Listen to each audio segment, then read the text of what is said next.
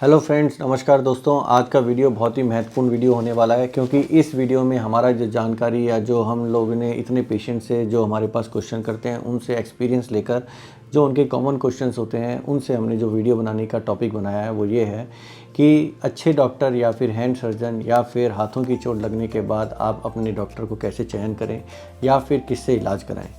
तो जब ये सब क्वेश्चन आए तो इन सब में हमने सोचा कि इसका आंसर कैसे करें। तो हमने पूछा पेशेंट हमसे क्या पूछता है। पेशेंट की हमारे पास कंप्लेंट ये होती है, डॉक्टर साहब मेरे को उस टाइम इमरजेंसी थी तो मैंने वहीं ट्रीटमेंट करवा लिया। एक लोग ये बोलते हैं तो मैं कहता हूँ बिल्कुल अच्छा किया, इमीडिएटली प्राइमरी ट्रीटमेंट आपको लोकल में ही कराना है। मैंने कहा फिर उसके बाद क्या हुआ। फिर सर उन्होंने एक्सरसाइज ये सब ऐसे कुछ बताया तो हम वो कंटिन्यू कर रहे थे। तो इसमें कोई गलत नहीं है, लेकिन आप लोगों के लिए जैसी कोई हाथ की चोट होती है तो आपको पता नहीं होता कि किसके पास जाना है, क्योंकि इसके डॉक्टर सारे अवेलेबल होते हैं, हड्डी का डॉक्टर, प्लास्टिक सर्जन और जितने भी हैं।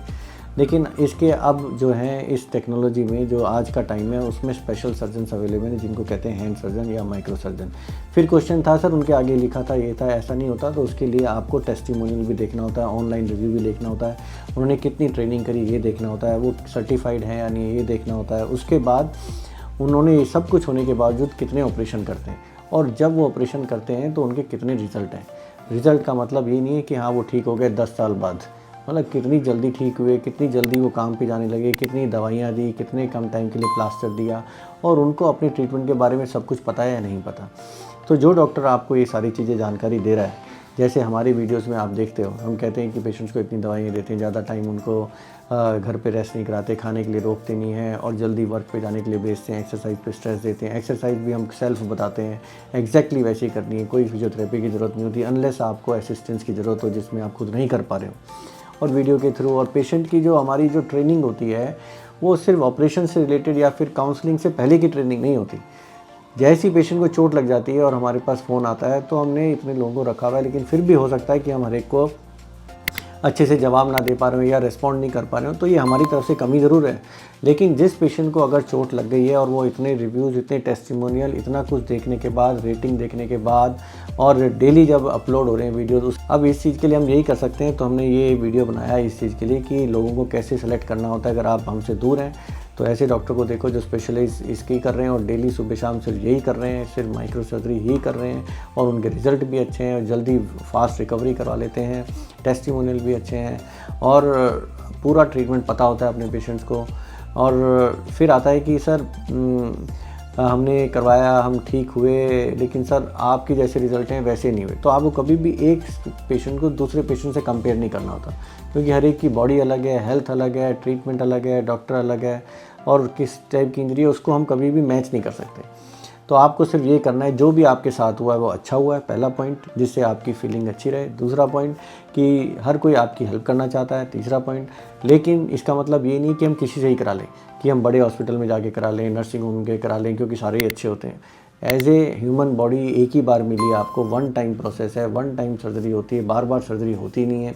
तो आप क्यों ना बेस्ट डॉक्टर से करवाओ, क्या दिक्कत है। फिर आप इन सब का रीज़न दे देते हो, सर आप बहुत दूर हो, हम पास में करा लेते हैं, या हमारे पास पैसे नहीं हैं, सर पैसा लग जाएगा, रुकेंगे कहाँ, खाना क्या खाएंगे। अगर आज के टाइम में आदमी इंडिया से नेपाल चला जाता है, बांग्लादेश चला जाता है, भूटान चला जाता है, अमेरिका चला जाता है, यूके चला जाता है, अफ्रीका चला जाता है, आप इंडिया में सेम लैंग्वेज जिसमें सारे टाइप के लोग हैं, सारा खाना अवेलेबल, हर चीज़ है, ट्रेन है, एरोप्लेन है, ट्रांसपोर्ट है, रोड है, उसके बाद भी अगर परेशानी है तो हम किसको दोष देंगे, टेक्नोलॉजी को या अपने आप को देंगे। तो आपको डॉक्टर को ढूंढना है बेस्ट, और कैसे ढूंढना है, ऑनलाइन के थ्रू, टेस्टिमोनियल के थ्रू, रिव्यू के थ्रू, डेली वही ऑपरेशन कर रहे हैं, कितने रिज़ल्ट आ रहे हैं और रिज़ल्ट जो आ रहे हैं वो दिखावटी वाले हैं या सच्ची में रिज़ल्ट आ रहे हैं, पेशेंट से मिल लो आप।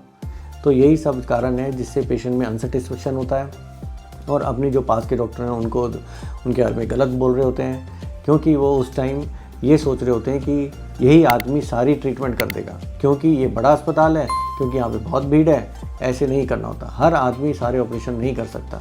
अगर आप मुझसे कहो कि सर जॉइंट रिप्लेसमेंट आपसे करवा दूँ, तो मैं कहूँगा ही नहीं कि मुझसे करवाओ आप मुझसे कहो सर जॉइंट की लिगामेंट इंजरी कर दो आप, ACL, तो मैं मना कर दूँगा आपको करने के लिए। क्यों, मैं किसको हाँ करूँगा, जो भी माइक्रो सर्जरी है, जैसे यहाँ की हड्डी टूट गई, हड्डी के बाद नसें जाम हो गई, कलाई जाम हो गई, यहाँ का ब्रेकियल प्लेक्सिस हो गया, या बर्थ जब डिफेक्ट हुआ, उंगली नहीं है, अंगूठे नहीं है, या उंगली है और लेकर आए हैं हमारे पास, उसको जोड़ दें, नसें टूट गई उनको जोड़ दें, स्किन ख़राब होगी, टूट गया अलग, मतलब हड्डी का कोई भी ऑपरेशन हो जिसमें वो कॉम्प्लिकेट हो गया और डिफॉर्मेटेड टेढ़ा हो, कुछ भी हो, उसको हम करेंगे आपको।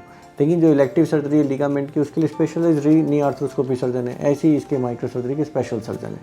मेरे ख्याल से मैंने आपको अपनी तरफ से जो बेस्ट करना चाहिए था, जो पेशेंट्स की कंप्लेंट आती थी, उन सबका आंसर मैंने इस वीडियो में आपको दिया है।